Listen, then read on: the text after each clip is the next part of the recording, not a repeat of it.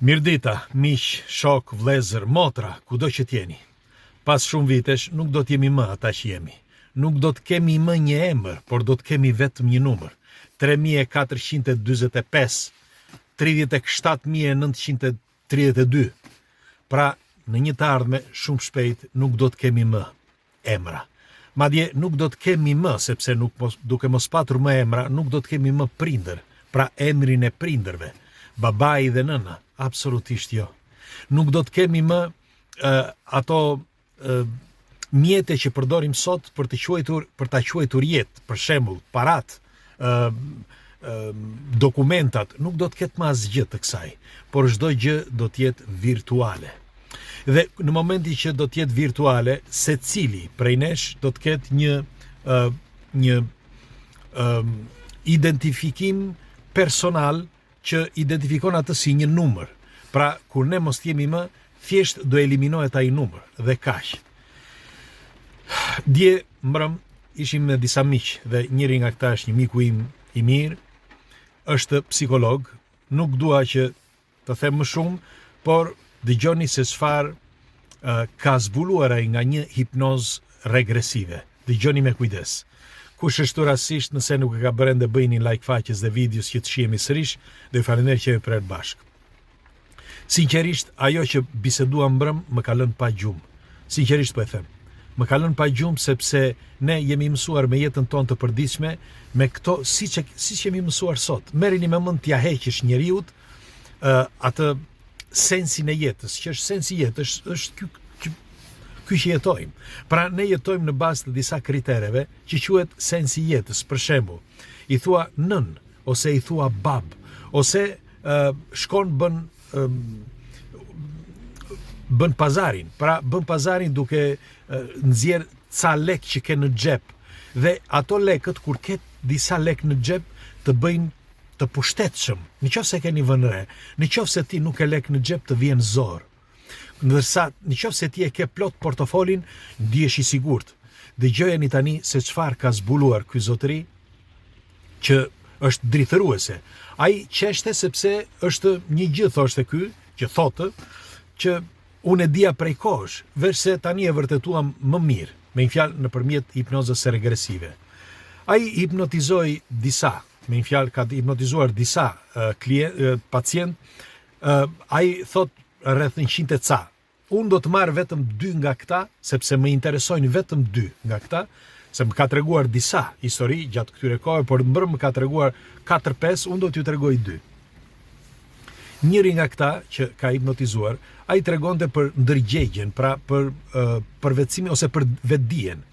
Çfarë është në këtë botë dhe çfarë bën në botën tjetër. E dëgjuat mirë. Sipas fizikës kuantike, tani do të dal pak një sekond që të kuptohet thelbi i kësaj bisede. Në bazë të fizikës kuantike, te kësaj bote, koha ndryshon. Për ata që nuk e din, koha ndryshon dhe është shumë ndryshe nga planeti në planet. E dinit këtë? Dhe madje jo vetëm kaq, por sa më pranë qendrës së universit shkojmë dhe aq më tepër koha zhduket. Pra nëse ne do të mund të arrijmë në qendër të universit, koha zhduket komplet. Pra në qendër të universit, koha zhduket komplet. Atëre, në bazë të fizikës kuantike ne nuk mundemi që të kalojmë këto disa barikada që janë ato të jetës së tanishme. Sepse tregohet që ne nuk kemi qenë as në hënë, nuk kemi qenë as tej orbite, kemi qenë deri maksimumin në 10.000 kilometra dhe kaq. Jo metra, në 10.000 kilometra. Dhe tani, këto që po ju them janë teori konspirative, në qënë se kemi qenë ose jo, por për sa i përket kohës, koha nuk është ajo që ne mendojmë për sa i përket kohës tej këtij planeti. Pra ne e perceptojmë kohën, shqisa tona, për këtë botë që jetojmë këtu. Dhe sipas kësaj, kur ka bërë hipnozë regresive të njërit prej këtyre, ky i ka thënë kështu, që ai, pra ky zotëri që e hipnotizoi, u fut në kontakt me shpirtin e tij të botës së përtejme. E di që duken si fantazi këto, por të mbani mend që hipnoza regresive është e vetmja që vihet në kontakt me botën tjetër. Dhe çfarë bën? Ky zotëri që jeton këtu është njeri normal.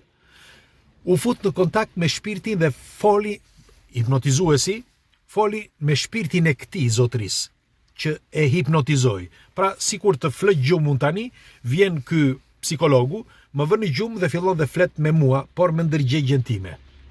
Dhe dal nga dal, më thot, ajo, pra ndërgjegja ime e informon dhe bëhet një bashkëbisedim që nuk është më bashkëbisedim me mua, por me ndërgjegjen time. Pra, psikologu me ndërgjegjen time.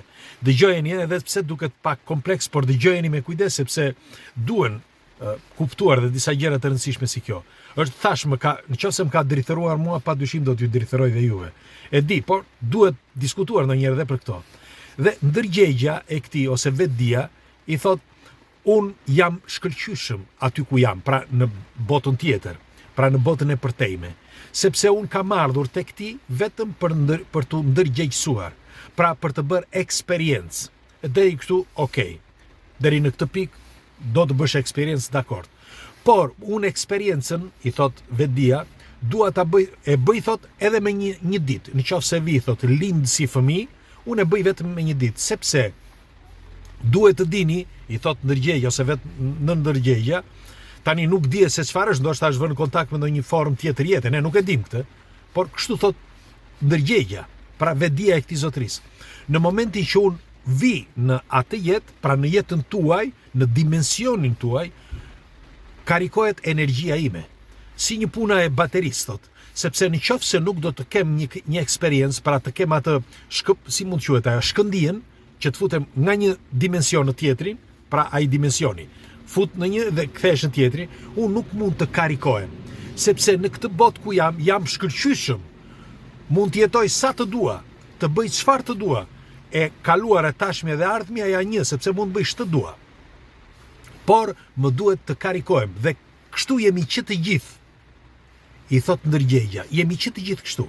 Tani do t'ju them se çfarë pretendon ky zotëria, që thot, me kalimin e kohës, thot, njerëzimi thot do, me fjalë, çfarë do të vazhdoj tani, nga tani e tutje, do të bëhet në një në një jetë me numra. Sepse inteligjenca artificiale dhe zbulimet që keni bërë, ose që kemi bërë thot ndërgjegja, po unë po e them që kemi bërë ne, do të na çojnë që ne të kemi në të ardhmen shumë shpejt një numër. Nuk do të kemi më emra. Me kalimin e kohës nuk po flasim tani për 50 vjet, 100 vjet, ndoshta për mbas 100 viteve, nuk e di. Pra nuk do të keni më emra, por do të keni numra. Madje shumë shpejt, i thot ndërgjegja ose vetdia, madje shumë shpejt do të keni një braçal, një bryzylyk në pulsin e dorës, që është i lidhur me disa syze që do vendosni në përpara syve. Dhe këto syzet do t'jenë të lidhura me çdo gjë, me aparatin tuaj, me trupin tuaj, kjo do t'jetë e shpejt, pastaj do t'jetë brenda jush, të paktën kështu thot, por kjo do të jetë e lidhur me çdo gjë, me numrin tuaj, pra ju do të keni një numër, dhe ato ti mund të ndryshosh vetëm ngjyrën e këtyre syzeve, por do të kesh këto syze për shumë arsye.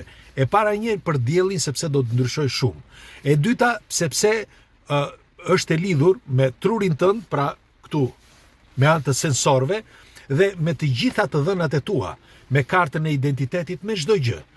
Sepse nuk do të jetë më në telefon, me fjalë në telefonat celular. Telefonat celular do shndërrohen si kompjuterat që kemi sot, do të jenë në mënyrë holografike, por do të jenë vetëm për të lozur, si thot kjo.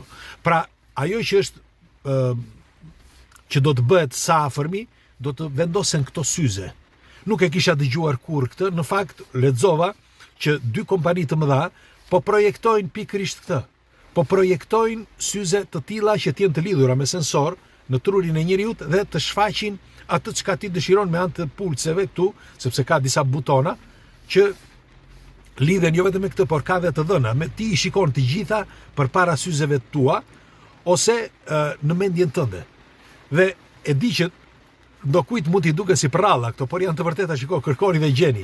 Syze të tilla, po shpiken tani bile disa janë shpikur me kohë, si për shembull ato të Google-it, që ti shikon përpara teje duke shtypur butonat këtu. Dhe shumë shpejt ti nuk do të kesh më nën dhe bab, pra si identitet nuk do të kesh më nën dhe bab, do të jesh thjesht një numër, thot ndërgjegja. Por do të them dhe pjesën tjetër, të një diçkaje tjetër akoma më të rëndë. Ai është vënë në kontakt, sipas gjasave, një tjetër, kjo është një grua, është vënë një kontakt me David Bowie.